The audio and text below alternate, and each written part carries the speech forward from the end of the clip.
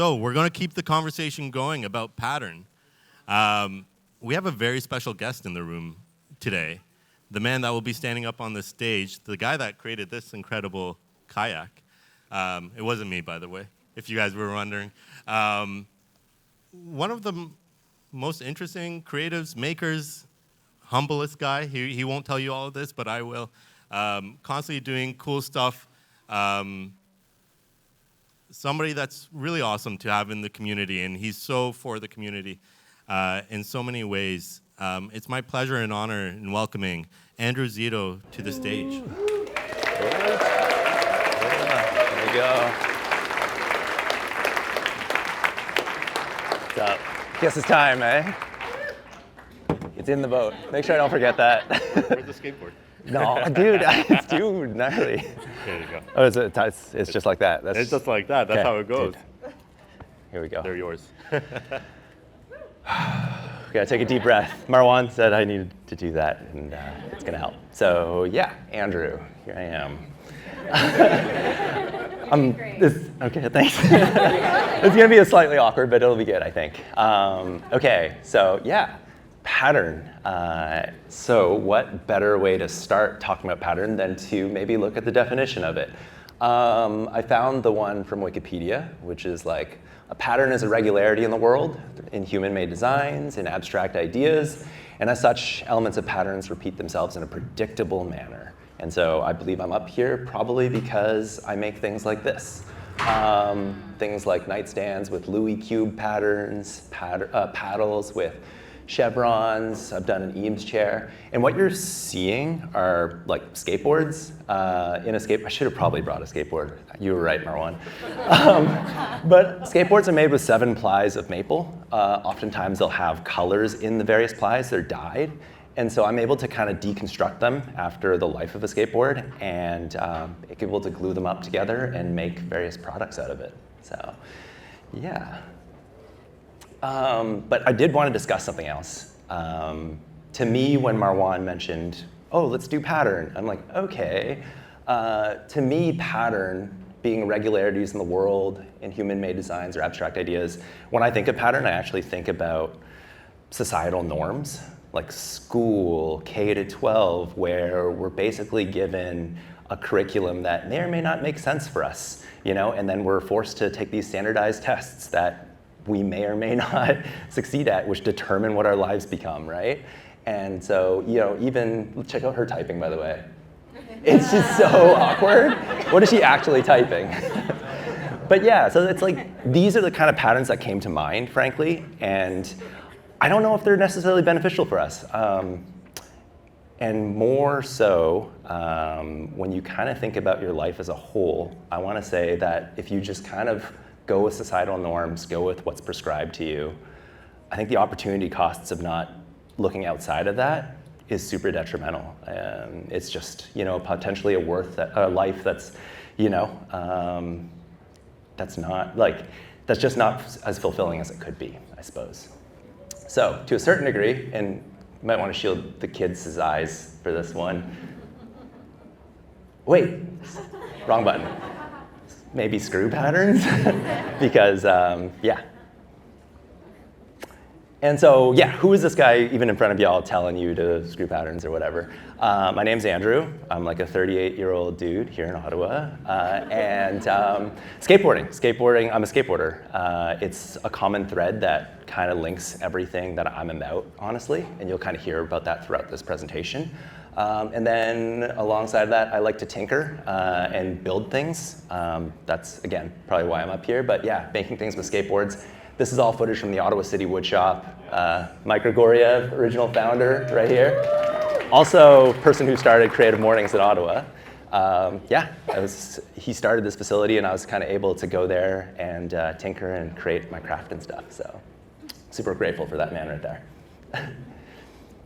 And so yeah, that said, you know, I've identified and subscribed, basically mentioned that I'm this person who skateboards and makes things. But that wasn't always necessarily the plan and the path for me. My parents actually had a very different idea for me. And who better than to tell it than them themselves? So here we go. So when you guys had me, what did you want for both like Joey and I? What was it that you guys wanted from us as kids? What were your hopes and dreams? Well, I'm just a happy and healthy boy. That's all. Did you want us to be like lawyers or anything like that, or like No, that was. That was a long time ago. Yeah. Tell me about that. Tell me about that. Well, I want to give you a good environment to grow up in. I want you to be like a professional when you grow up. So any professional, reliable. No, actually, one thing for me always important is you guys have to graduate with good academy result, and able to So go to university. Yeah. University graduate. That's what I really want. Yeah. Well, actually, I wanted you guys to be a computer specialist because that's what I am, right? So good times, and well, yeah. Well, and I love them. They're obviously it took a little while to kind of get that out of them, but when I was a kid, I basically lived at school, and then when I wasn't at school, I was at a place called Kumon, which is like math and literature school. So that was kind of like my life growing up, for better or worse. And question would be, any folks have similar parents? Raise of hands. And what did your folks want for you, and what are you now / what do you want to be? Anyone care to? Shirley? You know me? No, your name is on your shirt, though. Sorry. You're sitting right there. I don't know, care to share at all? Yeah. Thanks. Hi, thanks, Andrew. Hi, everybody. My parents, I'll face the crowd, I suppose. My parents definitely wanted me to be a doctor, or a lawyer, or an engineer. Asians, yo. Asians, right? I'm assuming here, but yeah. I have a degree in sociology and business, and I'm actually a leadership coach. I work with people. They don't like people. Okay. I help people, Okay. and I suppose they saw those professions as helping people, so I got close enough. Cool. Nice. Thanks. Nice.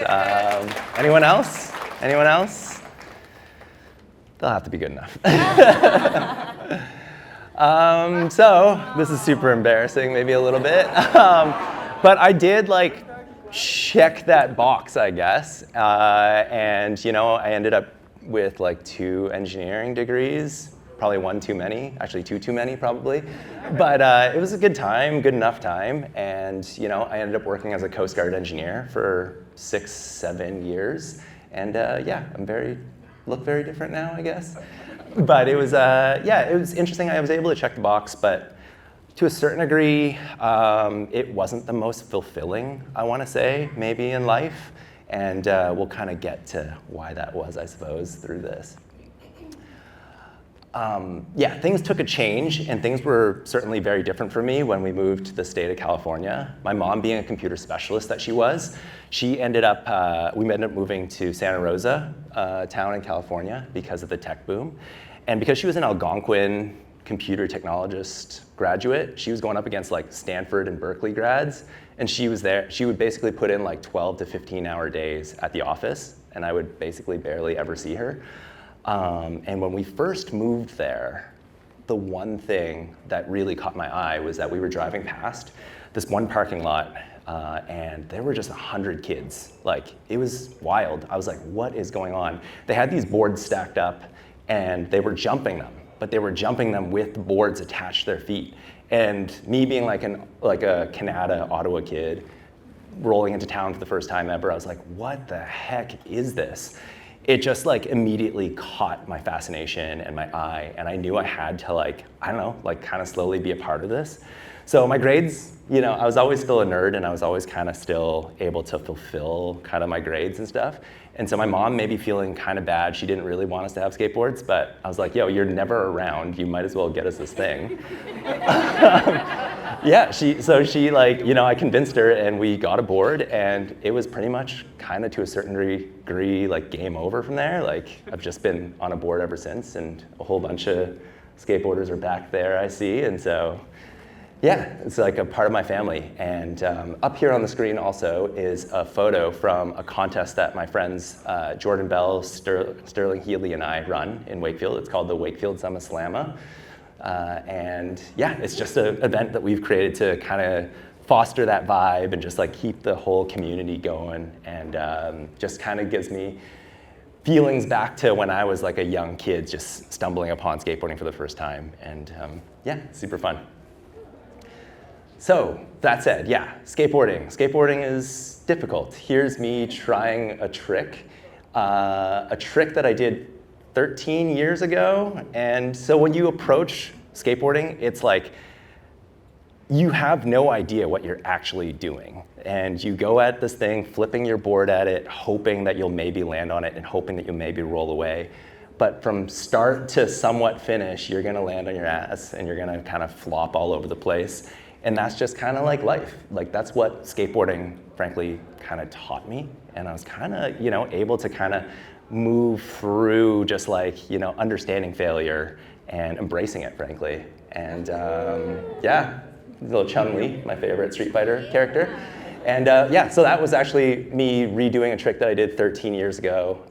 And this is like my first like blip of success, like checkout in Skateboarding magazine back when I was 23.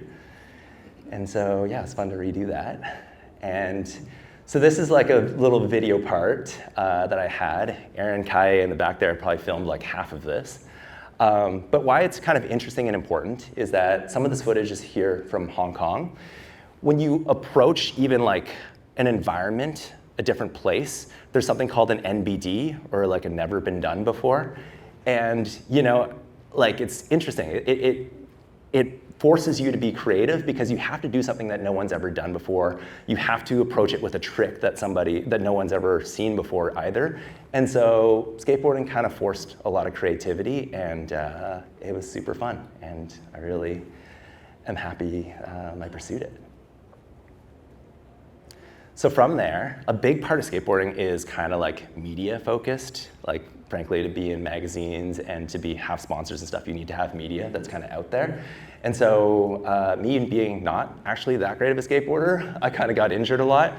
I eventually ended up picking up a camera and kind of like following a lot of the videographers and photographers around, and kind of started working in that field as well. And 2011, I was fortunate enough to shoot an article, but also the cover of the 2011 photo annual, which is a super fun break. And then up on the top upper left-hand corner, I got to work with the DOGG, the little Snoop Dogg shoot for Tweed. Craig's also shot with Snoop Dogg, by the way. Where we're going to talk about breaking patterns here is that I was kind of being such a media-focused thing that skateboarding is, I was kind of able to bring that into a different industry, and that industry was sort of the motorcycle industry. I had a chance to work for, if you think of motorcycles actually, you're oftentimes thinking like Harley Davidson, like big dudes like ripping around on bikes and stuff. And I think I was able to kind of bring a bit of a different flair to it all, if you will. I was kind of able to bring a whole adventure side to things. And so this next video is a video that I worked on for Polar Stuff and also Town Moto. And it's important in my life, and I'll explain later on why. Yeah.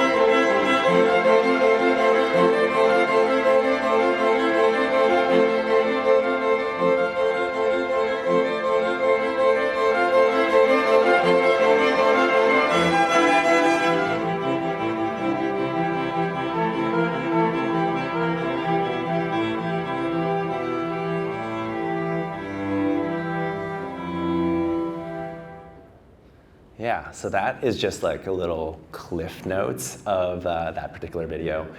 But yeah, we were able to kind of get a lot of like views, and the folks were super happy with this particular product. And it was kind of interesting because messing around, breaking all these patterns in all these other industries got me noticed enough so that my day job ended up being like way better, if I can.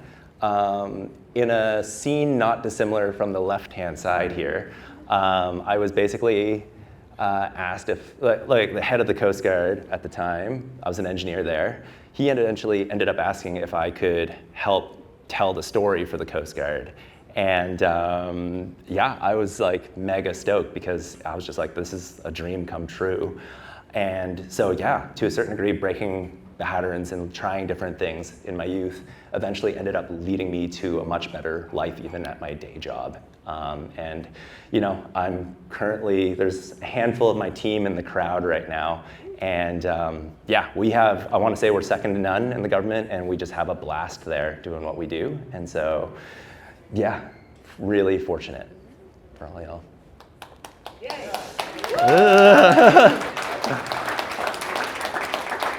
And so this leads me to, let's say, chapter 3, which is, again, probably the reason why we're here, why we're surrounded by all this random stuff.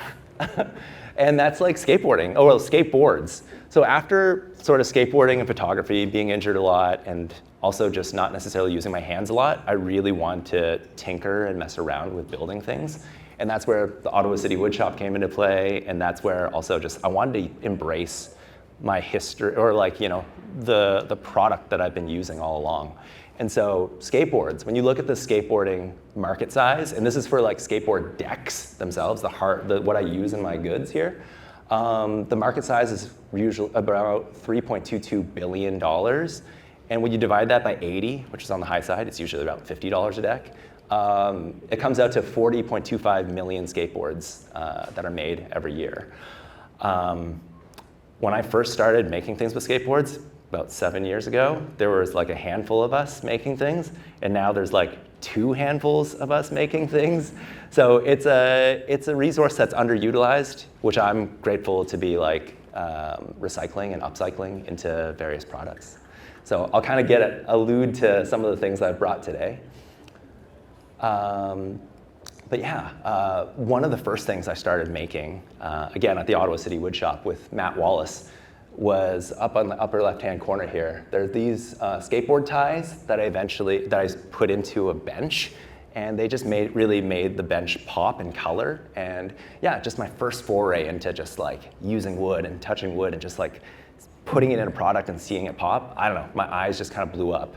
And then started this fascination with just like, what is it in the world that doesn't exist that I can potentially create, or just like influence in some way? You know, how can I put my color, how can I put my pop, how can I put my history into a piece and just like make it the most special thing that I've seen, at least to me for a given time, right? And so then started this particular fascination with building things, and you know, kind of went through the gamut of making a whole bunch of different products. But one thing that's really kind of stuck in a mainstay are these paddles. They're made, of course, with the skateboards and in a chevron style pattern. And these really popped. I've been fortunate enough to make hundreds of them that kind of go all around the world. This might fall, but that'll be okay. And yeah, it's a super fun product that I've had a ton of success with and a lot of fun with, frankly. And I've been able to have a class with it at the Ottawa City Woodshop, which was super fun.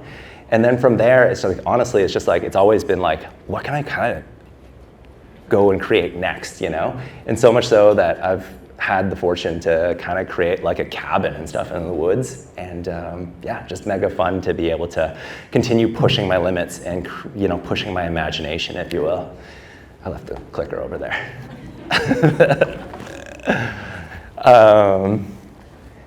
I can't really fast forward through this, but there's a cabin there. And then, so yeah, I kind of want to talk about some of the other products that I brought today. There's a chair in the far back corner over there, and that is a chair that I made in collaboration with Andrew Dockstader.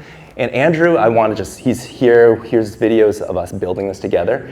He's also like a government worker. He works for the city of Ottawa, And he's just like a tinkerer as well, and I just love it, because he's just like, kind of dissatisfied with work too, to a certain degree.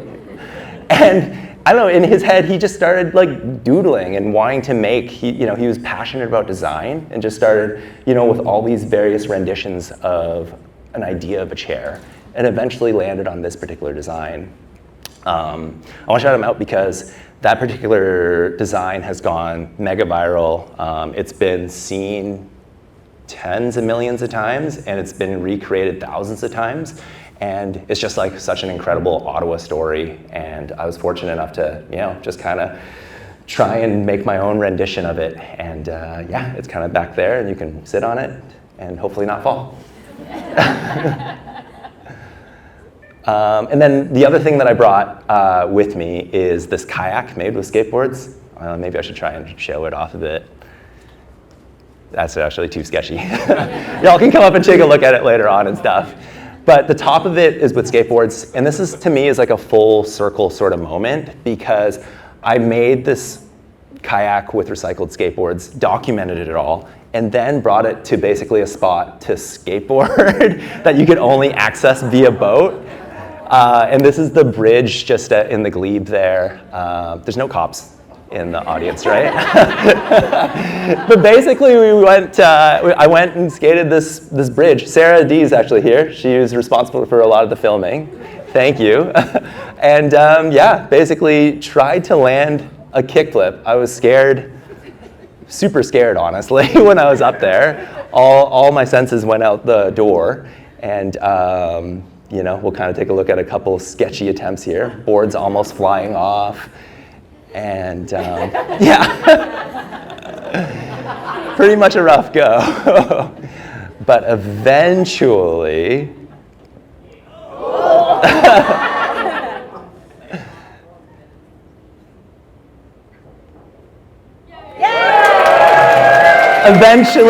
ended up squeaking one out. And I probably got to go back and do a better one, honestly, but I'll take it for now. And yeah, just for me, I don't know, this time last year, it was just like a full circle moment, and yeah, just something I'm super stoked on having made. And so this leads me into chapter 4, I suppose, in which, love my life, Amber Floster-Adama, she's right there. We have decided to do a brick and mortar shop. It's on Somerset and Bronson. It's called the Miam Miam General. And in a time in which we're oftentimes told to forget about brick and mortar, especially in a post-COVID world, you go electronic, what are you doing? Why would you? This makes no sense. We're deciding to go against the grain because I think community is a really big deal. Like having face-to-face interactions is mega important. Oftentimes I'm in my workshop, head down, listen to a podcast, gone. The world is nowhere to be found, which is an okay thing, but neurobiologists oftentimes tell us, like, talk to people, have relationships. It'll make you live longer, And so, with that mentality, and also just like wanting to have a beautiful store and it being Amber's dream, we went and created it. And all the woodworking in there I've done. Don't look too closely. And she does a really great job of curating the place. So yeah, it's our latest pattern we're trying to break.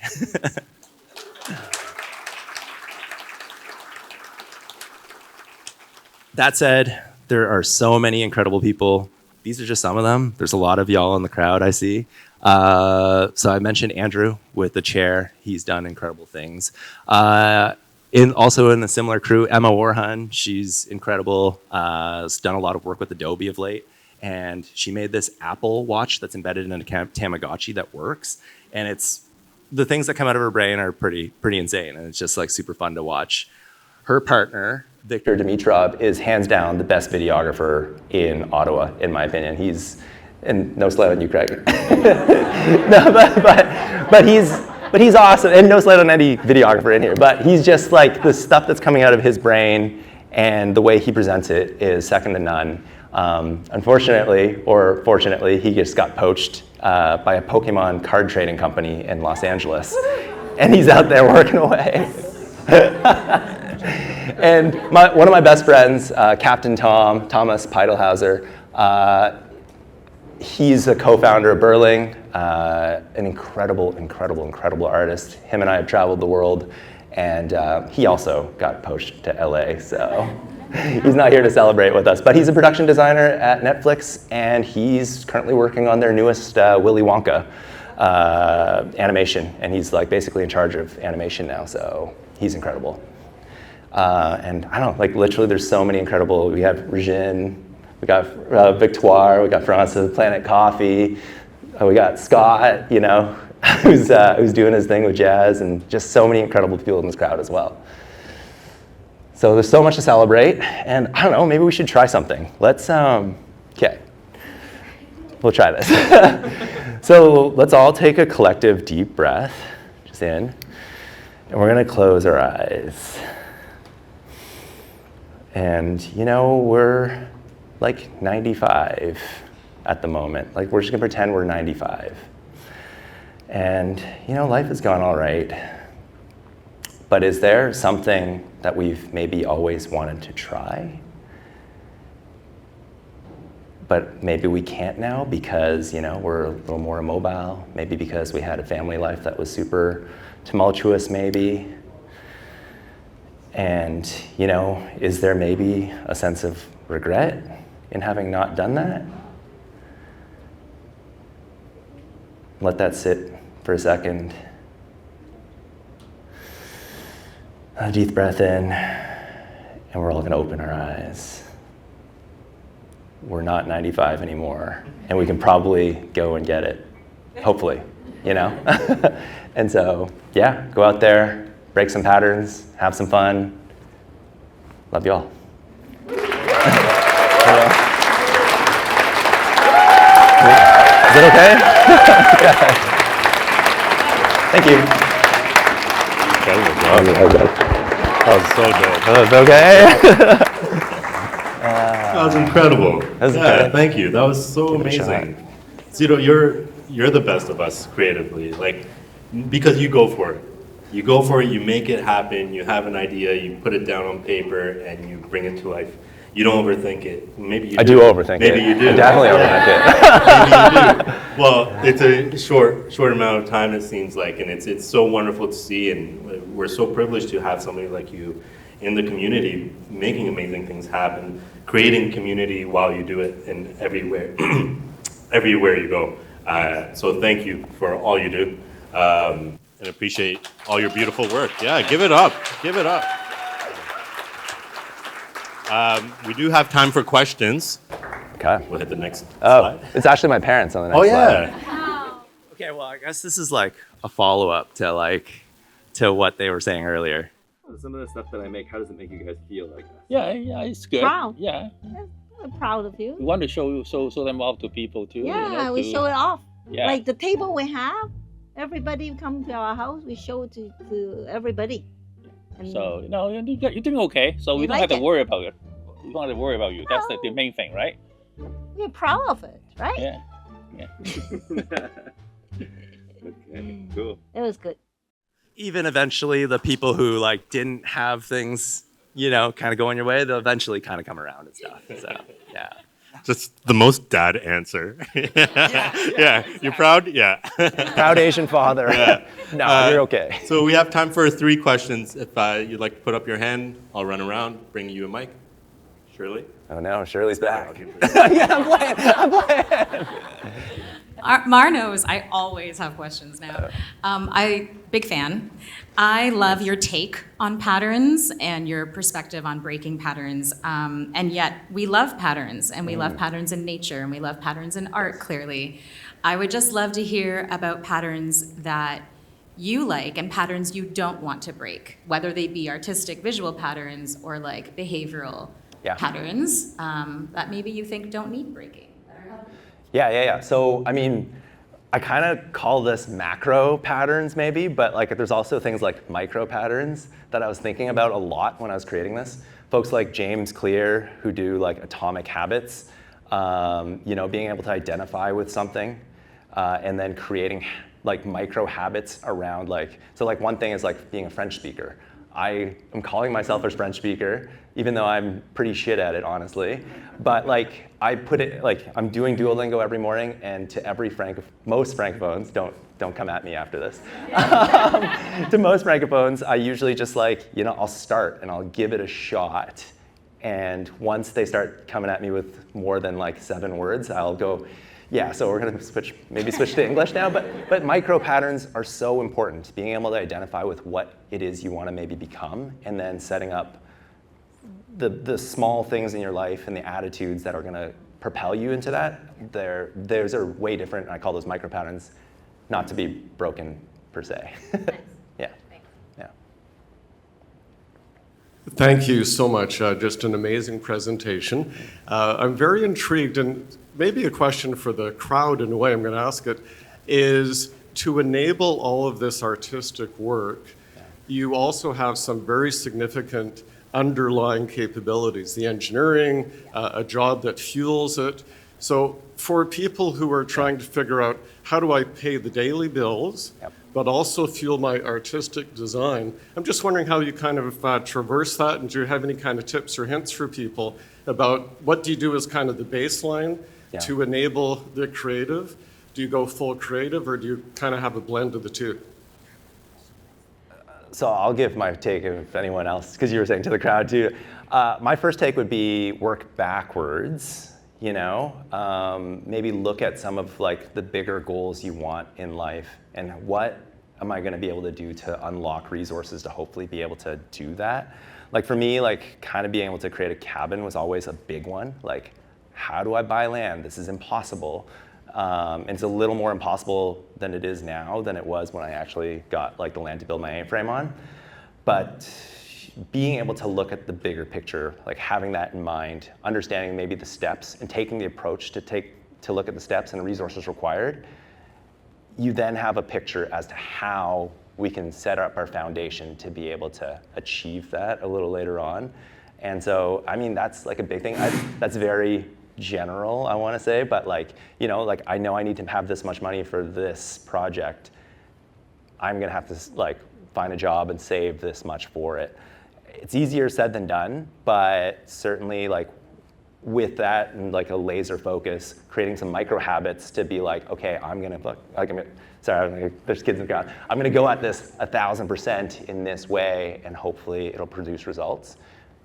Yeah, I don't know if that fully answers it, but like being able to be laser focused to a certain degree, and having a goal helps. Yeah.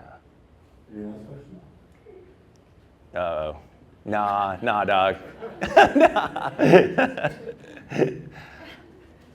It sounds like skateboarding has helped you break a lot of patterns. Yeah. In your life, has there been any stereotypes or negative element of skateboarding that you had to overcome in breaking all of these patterns throughout your career? I mean, you kind of know best about it. So this is Aaron. He's one of the co-owners of Burling Skate Shop, where I get all my broken skateboards from, by the way. They collect them for me. I mean, big things were just like, being called whack, I have a weird trick selection. I'd like flip my board a lot, and like there's sort of like a stigma around the way you do tricks and the types of tricks that you do sometimes. And I don't know, you know me, I just kind of always was a weirdo and kind of always wanted to do stuff that was like, I've seen this trick 100 times, and I just, I never wanted to do that. I kind of want to do this other thing that I've never seen before. So, breaking that stigma to a certain degree was a big one, especially when it comes to skateboarding. Like, yeah. I don't know if you look unsatisfied, but. Yeah. Okay. Are we good? Let's have a picture with everybody. Oh, okay. So we'll take a stand here. Okay, sure.